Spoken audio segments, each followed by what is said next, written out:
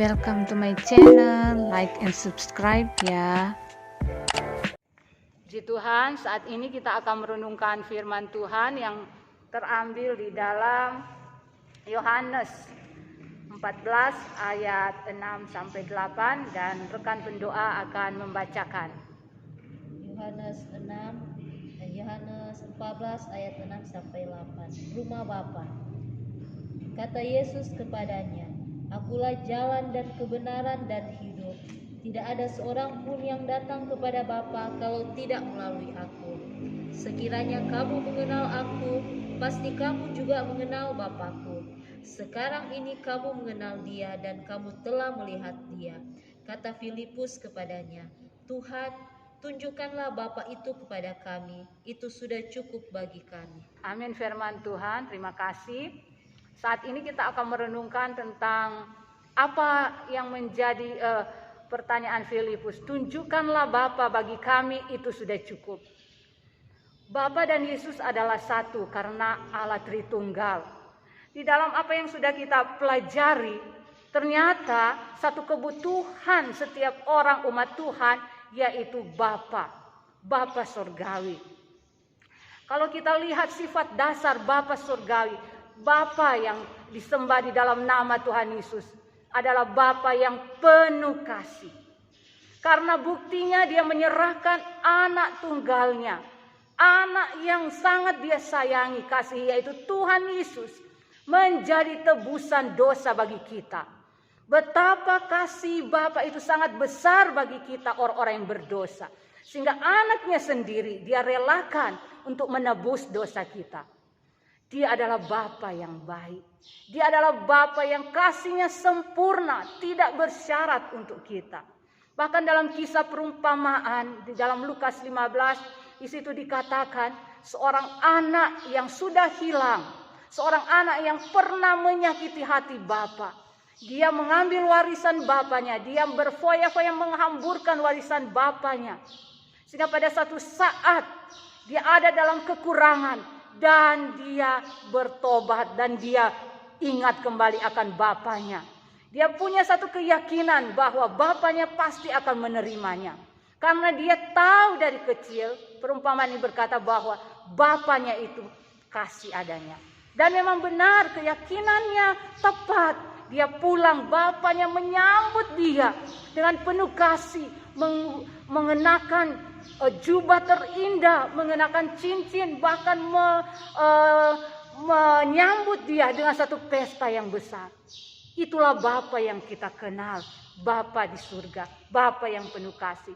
Namun sayang, ada banyak orang di dunia ini yang gagal mengenal Bapa surgawi, yang gagal memahami kasih Bapa karena mereka melihat Bapa jasmani di dunia bertolak belakang, tidak melakukan fungsi Bapa dengan baik.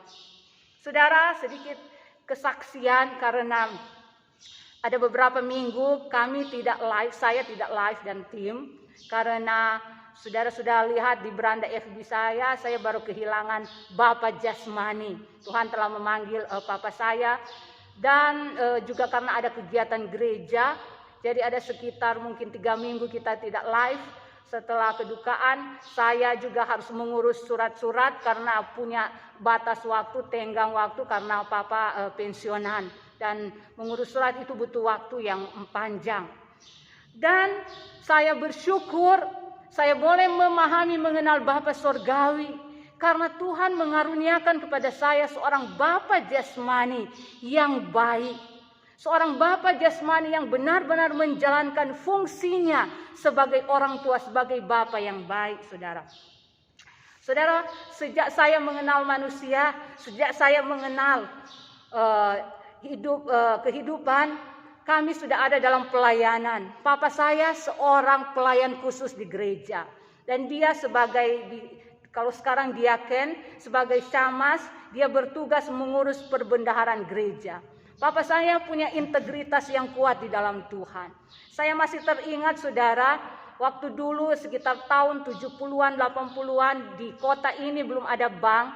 Dan persembahan itu masih dalam bentuk koin, masih dalam bentuk uang logam. Dan saya lihat saudara, rumah kami di bagian belakang itu rumah dari bulu bambu. Dan saya lihat uang dari gereja itu ditabung Papa di bulu karena berbentuk koin. Dan apabila ada pengeluaran maka bulu itu akan dibuka. Dan kami anak-anak juga membantu untuk menyusun dan menggunakan kertas. Karena waktu itu masih beredar uang logam. Masih mungkin belum ada uang kertas sekitar tahun 70-an. Dan saya melihat Papa saya adalah sosok yang benar-benar mengabdikan diri kepada Tuhan. Dengan tanggung jawab amanat yang walaupun kecil diberikan Tuhan kepadanya. Bahkan sampai akhir hidupnya. Bahkan saudara, saya juga boleh melihat pengabdian Papa saya di dunia pendidikan, saudara, dari diangkat jadi guru dari tahun 1964 sampai pensiun tahun 2000 itu sebagai kepala sekolah. Dia benar-benar menjalankan fungsinya baik di dalam urusan pelayanan gereja maupun di dalam urusan dalam mengabdi negara, itu luar biasa dedikasinya. Waktu SD saya sempat diajak Papa saya untuk melihat bagaimana tempat kerja sekolahnya, saudara. Dan itu tahun 70-an itu masih berjalan kaki 2-3 kilometer. Pulang pergi jalan kaki hanya untuk menjadikan murid-muridnya boleh menjadi manusia, boleh menjadi orang-orang yang nantinya menjadi berkat bagi banyak orang.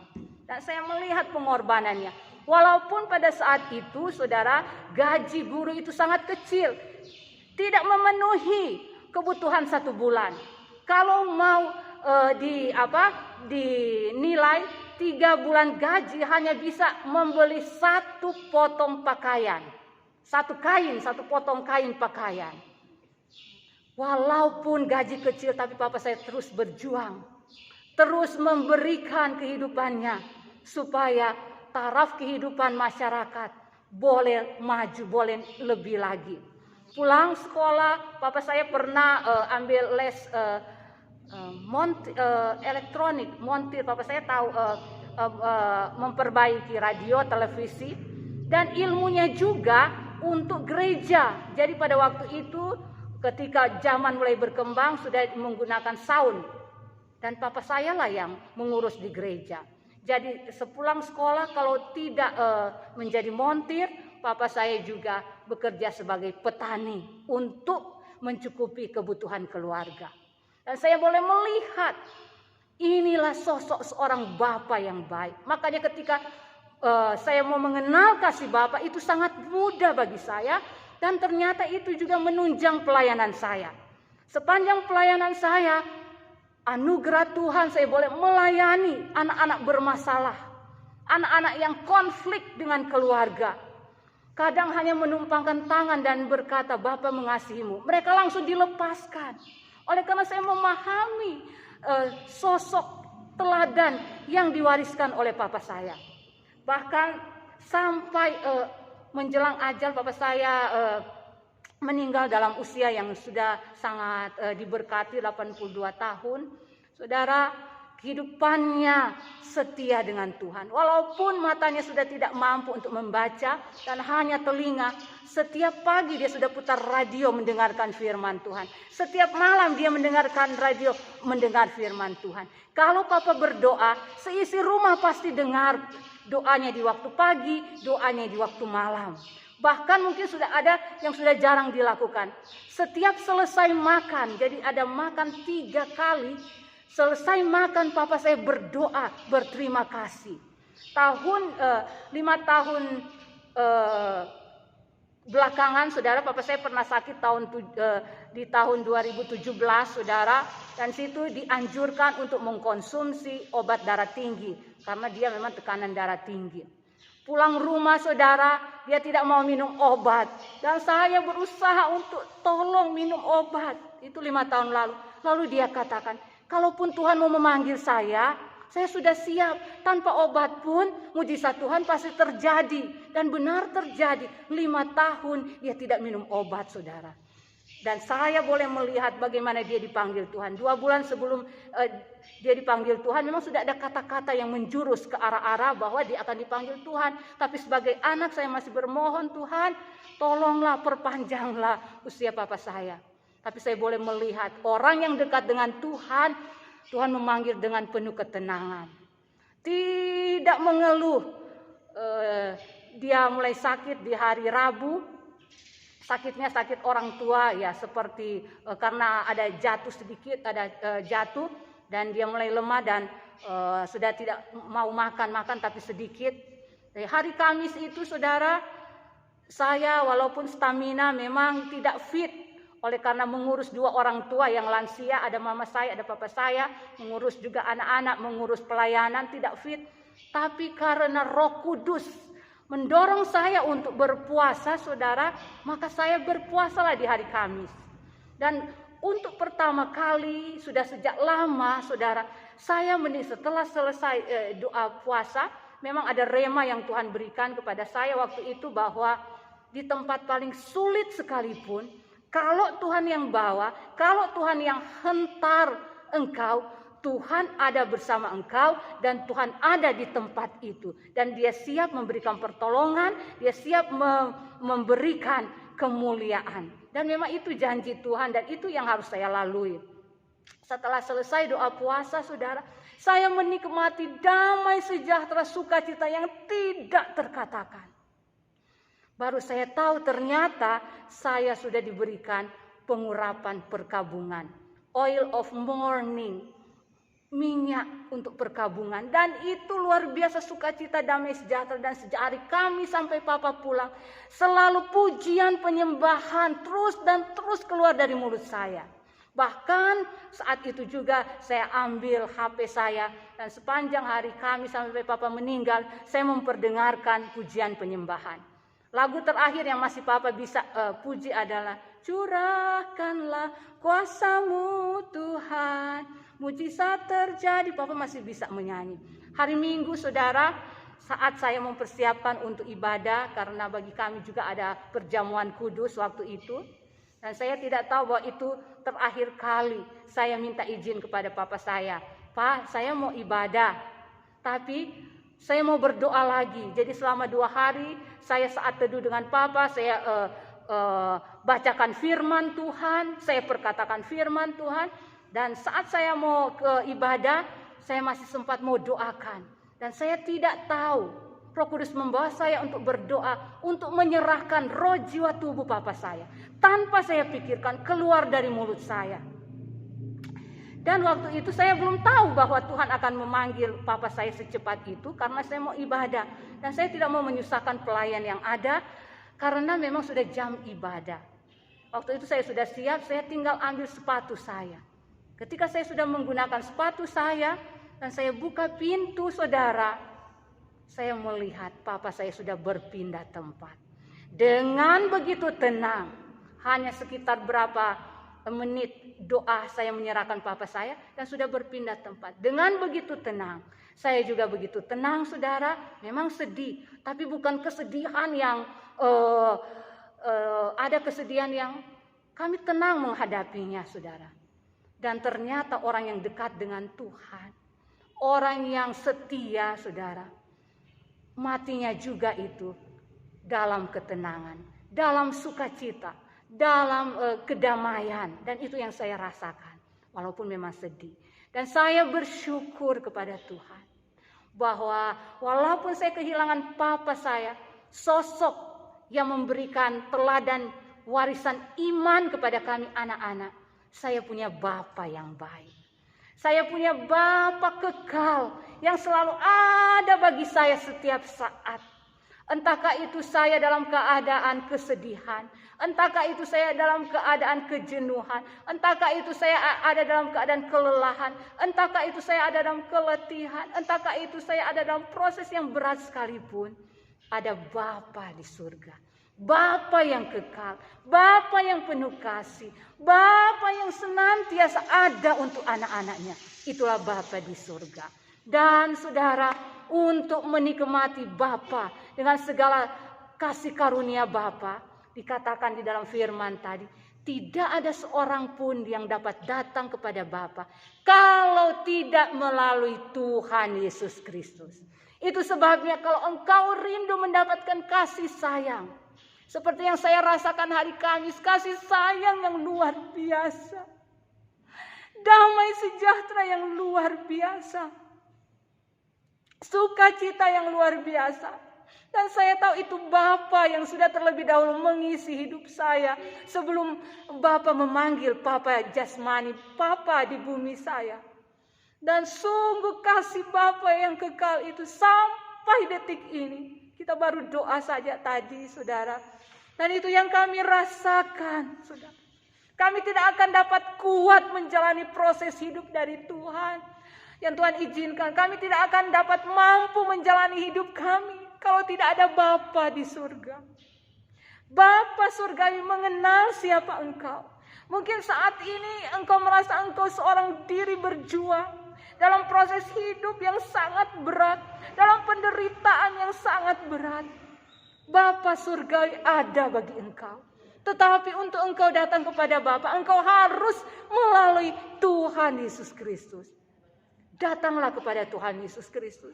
Mungkin kau berkata engkau orang paling berdosa, engkau tidak layak. Mungkin kau merasa hidupmu jijik.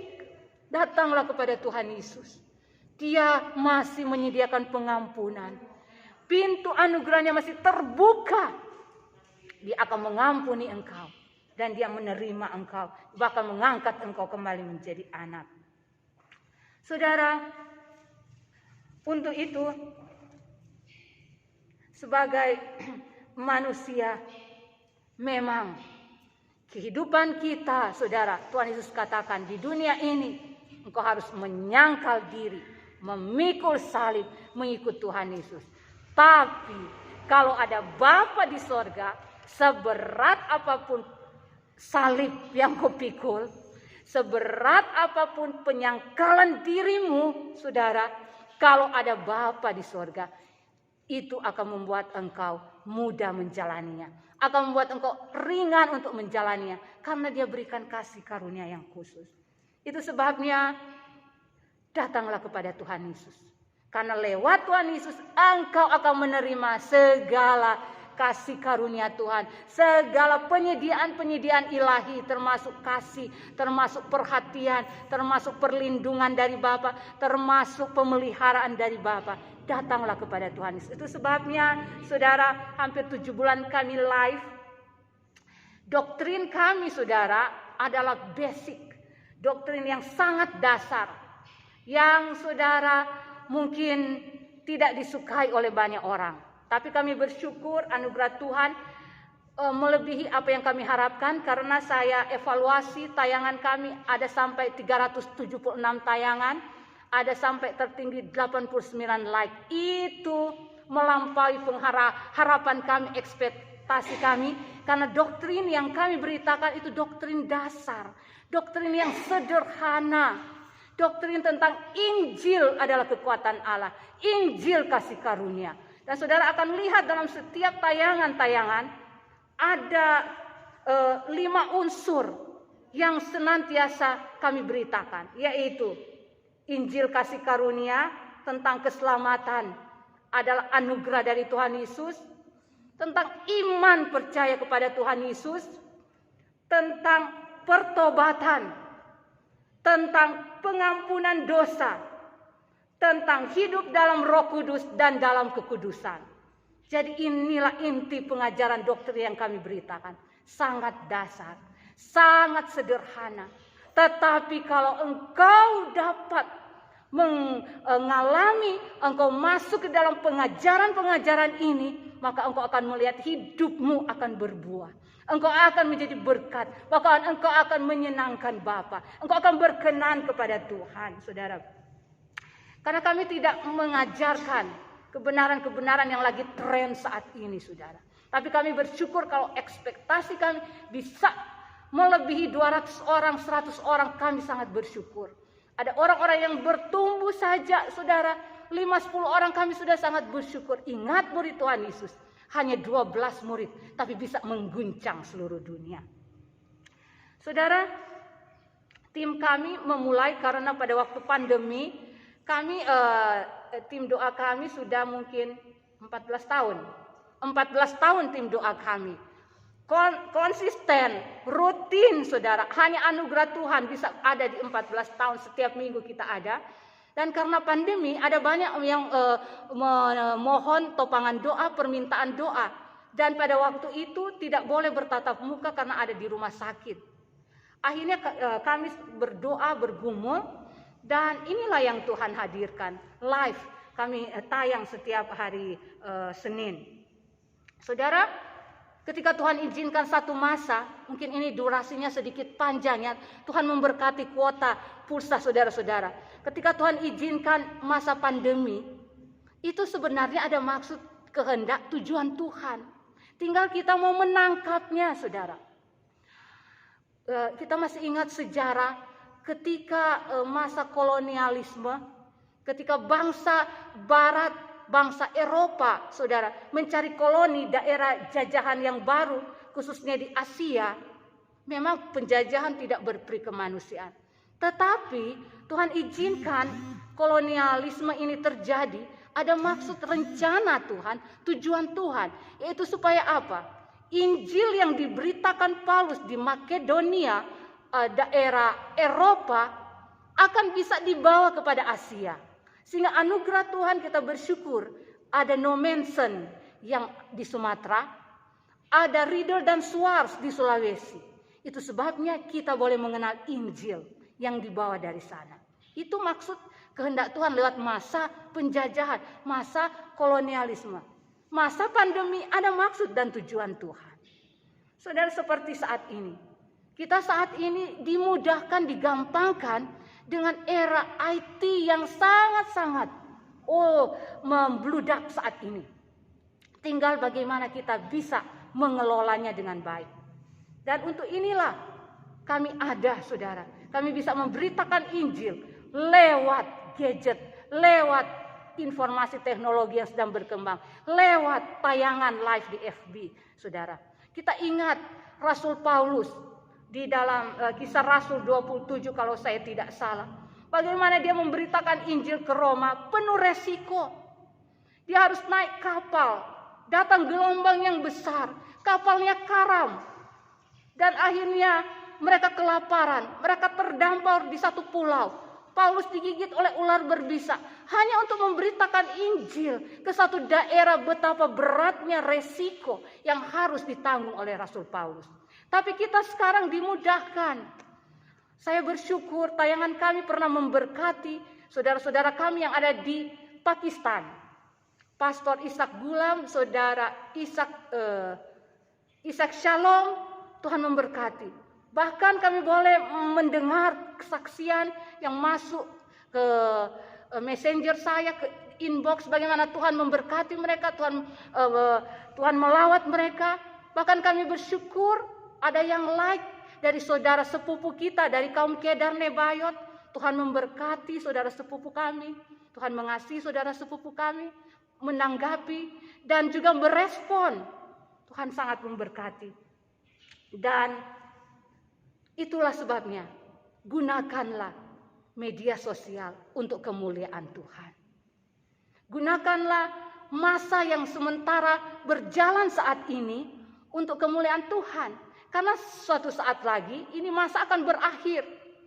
Dan saatnya ketika kita menghadap Tuhan, Tuhan akan kasih pertanyaan. Ketika aku izinkan masa pandemi, ketika aku izinkan teknologi informasi berkembang luar biasa, memudahkan, memfasilitasi engkau memberitakan Injil, apa yang engkau lakukan dengan masa-masa yang telah aku izinkan terjadi kepadamu?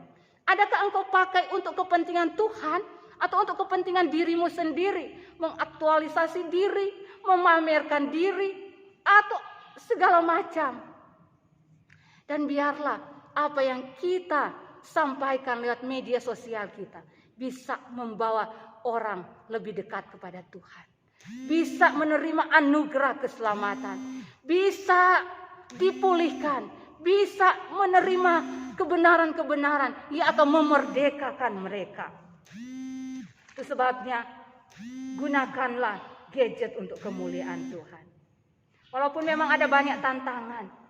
Saya pernah diserang oleh ajaran-ajaran yang sedang berkembang dan dituduh macam-macam, saudara.